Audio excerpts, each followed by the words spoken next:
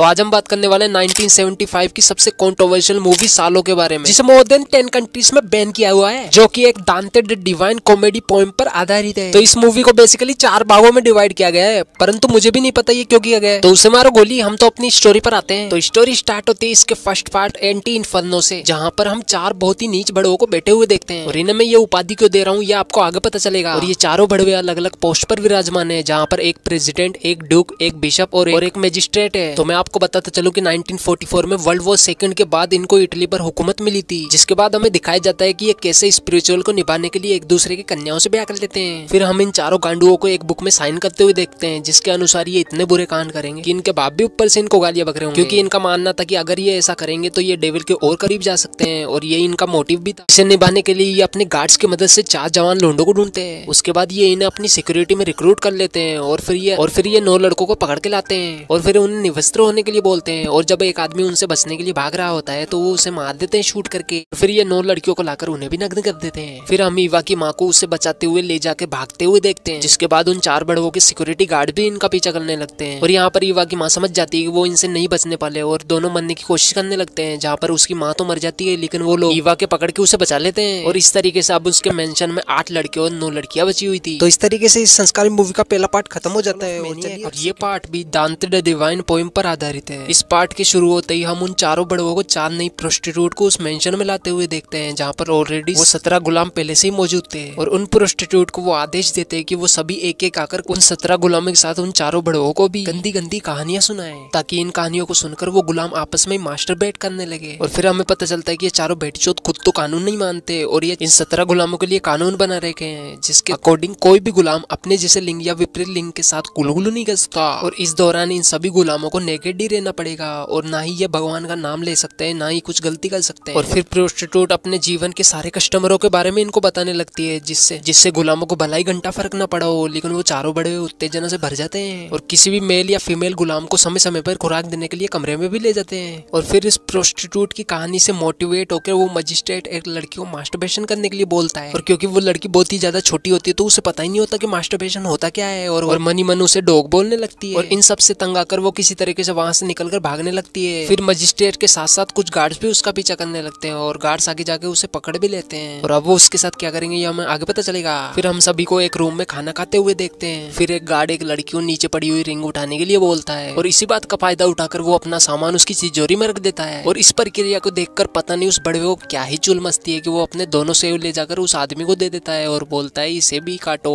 यानी कि समझ रहे हो ना, ये ऐसे वैसी दरिंदे जिनको कोई भी चलेगा, भले वो मेल हो या फीमेल हो। इसके बाद वो चारों प्रोस्टिट्यूट उन चारों बड़वों से कहती है कि इन्हें मास्टरबेट करने की प्रक्रिया हमें सिखानी ही होगी, क्योंकि हम तो पैदाइशी टीचर हैं। और फिर वो एक डमी लेकर आकर फीमेल गुलामों को उनका हिलाने के लिए बोलती है। और फिर हम उसी लड़की को देखते हैं जिसे मजिस्ट्रेट ने मास्टरबेट करने के लिए बोला था, और उसके भाग जाने के बाद गार्ड्स ने उसे पकड़ लिया था।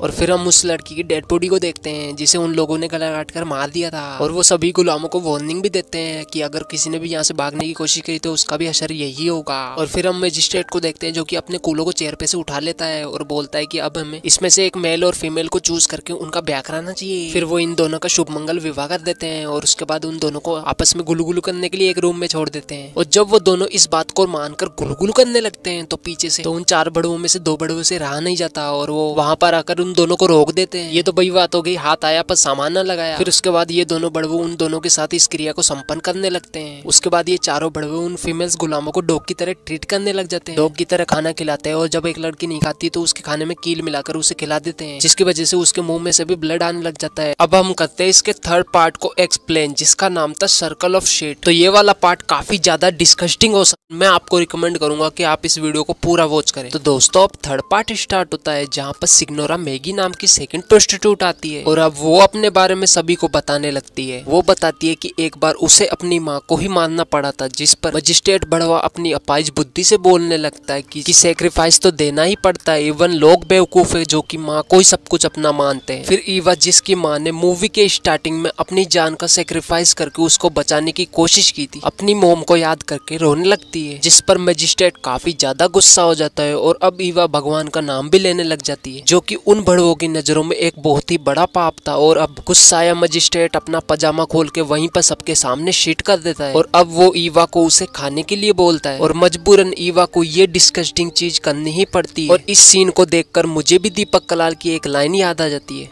छोड़ो फेड़ छोड़ो। और फिर ये चारों बड़वे रोजाना ही गुलामों को यही चीज खाने को देने लगे और खुद भी खाने लगे। इवन नाश्ते में भी उन्हें यही सब दिया जाने लगा, और जो इसे नहीं खाता उसका नाम एक रजिस्टर में लिखा जाता ताकि लास्ट में उसे सबसे दर्दनाक मौत दी जा सके। और यहाँ पर मैं आपको एक्सप्लेन नहीं कर सकता कि ये कितना ज्यादा डिस्गस्टिंग था, जहाँ पर इन चारों बड़वे के दिमाग में भेजा ही नहीं था। और इस तरीके से अब रोजाना ये यही परोसेंगे और इन्हीं को खाएंगे। और इस तरीके से अब ये सेकंड प्रोस्टिट्यूट की बात से इंस्पायर्ड होकर कभी किसी को पेलते या फिर कभी किसी से अपने ऊपर पीस करने के लिए बोलते। और एक रात ये चारों डिक्टेटर अपने सभी गुलामों की बेक देखने लगते, जहाँ पर इनका प्लान ये था कि जिसकी बेक सबसे ज्यादा अट्रैक्टिव हुई उसको ये मार देंगे। जहाँ पर इन्हें एक लड़की की बेक पसंद आ जाती है, और ये जब उसको शूट करने के लिए गन चलाते हैं तो उसमें गोलियां ही नहीं होती, जिस पर डिक्टेटर उस गुलाम को बोलता है कि हम तुम्हें इससे भी भयानक मौत देने वाले हैं। इसके बाद वो चारों बड़वे चूतियापंती का प्रदर्शन करते हुए अपने गार्ड्स या फिर गुलामों से मैरिज कर लेते हैं। और फिर एक गुलाम एक डिक्टेटर को बताता है कि इस मेंशन में तुम्हारे रूल्स को तोड़ा जा रहा है, जिस पर वो डिक्टेटर जाके दो लड़कियों को साथ में सोते हुए देख लेता है। और इन बड़वों के रूल्स के अकॉर्डिंग कोई गुलाम साथ में नहीं सो सकते थे, जिस पर वो डिक्टेटर उन पे गन पॉइंट कर देता है, जिस पर वो लड़कियां उन्हें बताती है कि एक गुलाम और भी है जो कि एक नौकरानी के साथ सोता है। और वहां जाकर चारों डिक्टेटर उसे पकड़ लेते हैं। फिर वो चारों शूट करके उस गुलाम को भी मार देते हैं और उस नौकरानी को भी। और अब वो चारों बड़वे बचे हुए सभी गुलामों को एक शिट से भरे हुए टब में बिठा देते हैं। और यहीं पर ये थर्ड पार्ट भी खत्म हो जाता है। अब हम एक्सप्लेन करेंगे इसके फोर्थ पार्ट को, जो कि है सर्कल ऑफ ब्लड, जहाँ पर हम उन चारों डिक्टेटरों में से एक डिक्टेटर को चेयर पर बैठे हुए देखते हैं, और वो अपनी दूरबीन से खिड़की के बाहर बाकी बचे हुए 3 डिक्टेटरों को गुलामों को टॉर्चर करते हुए देखता है। और इन डिक्टेटर्स ने जो 4 गार्ड अपॉइंट किए थे उनमें से 2 गार्ड हमेशा उस चेयर पर बैठे हुए डिक्टेटर को प्रोटेक्ट करने के लिए, और बाकी 2 बचे गार्ड उन बाहर वाले तीनों डिक्टेटरों के साथ उन गुलामों को टॉर्चर करेंगे। फिर फर्स्ट डिक्टेटर की बारी खत्म हो जाने के बाद सेकंड डिक्टेटर उस चेयर पर आके बैठता है और बाकी 3 गुलामों को टॉर्चर करने लगते हैं, जहाँ पर वो डिक्टेटर्स मेल के पेनिस को काट देते हैं, फीमेल्स के ब्रेस्ट को काट देते हैं, किसी की आंख निकाल देते हैं और किसी की जबान काट देते हैं। ऐसा करते करते अब लास्ट डिक्टेटर आकर चेयर पर बैठता है, और अब वो तीनों डिक्टेटर्स जो कि मैदान में थे एक एक करके सभी गुलामों को मार देते और अपना चूतिया पर भरा डांस करने लगते। और फिर हम 2 गार्ड्स जो कि मेंशन के अंदर थे उनको डांस करते हुए देखते हैं, और हमारी स्टोरी यहीं पर एंड हो जाती है। आज की इस वीडियो में बस इतना ही दिखा सकता हूँ। मेरे को जाना पड़ेगा, मेरे को जाना पड़ेगा।